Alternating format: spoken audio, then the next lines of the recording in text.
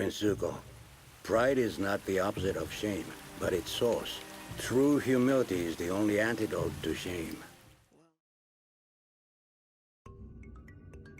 World building, expanding the magic system, and character development in 26 minutes. Though a slower-paced episode following the chase, Bitterwork is able to achieve all of these things in this single episode.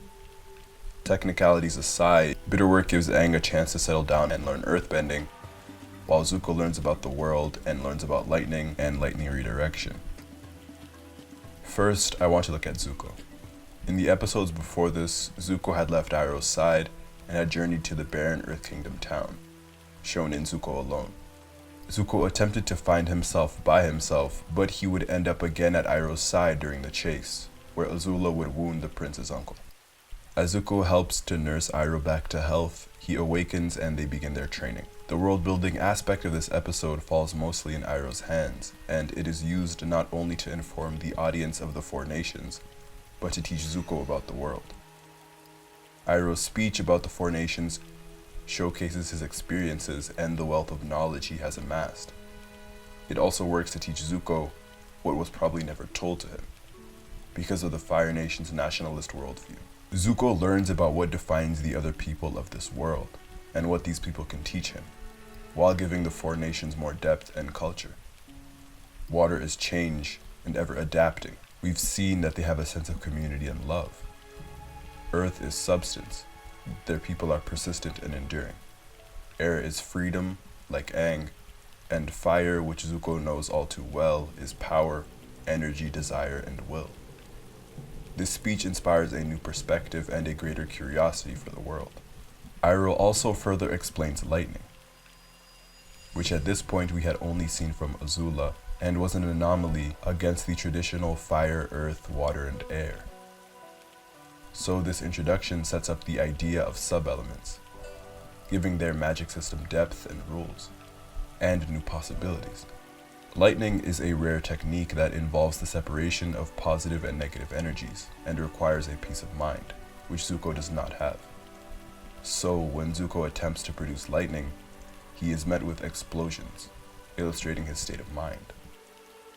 And so the amalgamation of Zuko's failures, accompanied with his anger, delivers one of Zuko's most powerful scenes, which I'll touch upon at the end.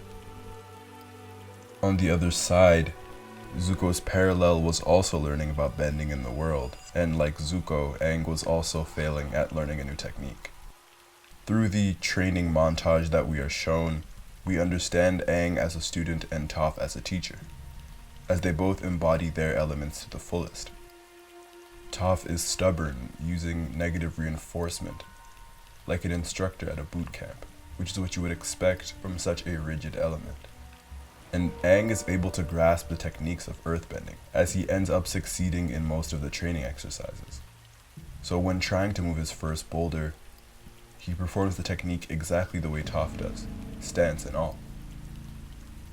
But when he fails, he suggests that there might be another way, a different angle, or a different approach to moving the boulder. And Toph would reply with this: "There's no different angle, no clever solution, no trickety trick that's gonna move that rock. You've gotta face it head on. I mean like this." And it's one of the best snippets of dialogue because of the way it is able to properly illustrate Aang and Toph's personalities, but to also display the opposing elements. Earth is rigid and rough, stable and stubborn. Air is free-flowing. It promotes creativity, and that is reflected in their mastery. There are 36 tiers of airbending. In order for one to get their arrows and be deemed as a master, they must master all 36. But you can bypass this rule by creating your own airbending technique, like Aang did with the air scooter. As we are shown throughout this series, Aang has always found a different approach to do things. Again, it's also reflected in his final battle with Ozai. It's what he has been taught to do his entire life, to take a different path or a different angle, which is why the mindset of Earth is so unnatural to him. And Toph lets him know that in the best way that she can. There's nothing to say. You blew it. You had a perfect stance and perfect form, but when it came right down to it, you didn't have the guts. And the transition from Katara telling Aang that Earth is his natural opposite, to Iroh teaching Zuko about the four elements, again highlights the parallels of Zuko and Aang, and ties their stories together.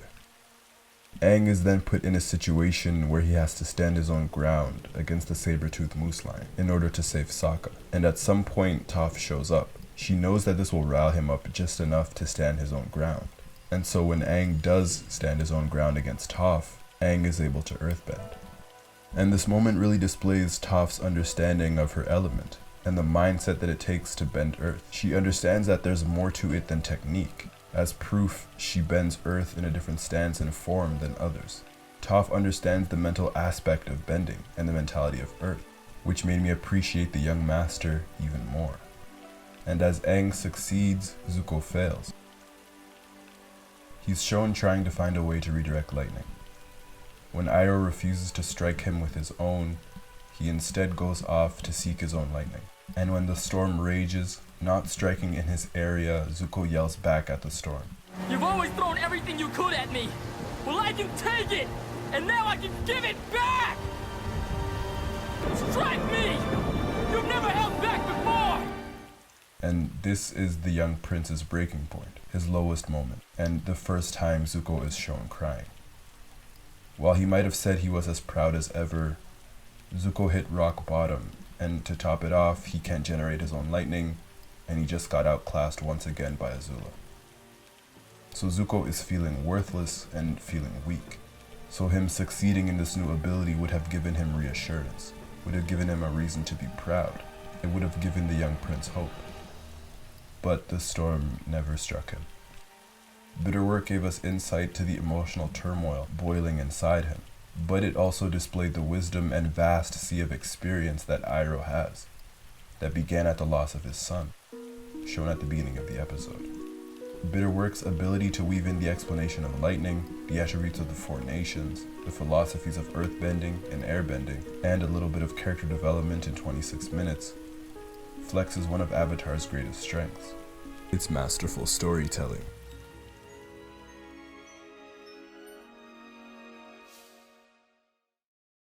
It is important to draw wisdom from many different places. If we take it from only one place, it becomes rigid and stale.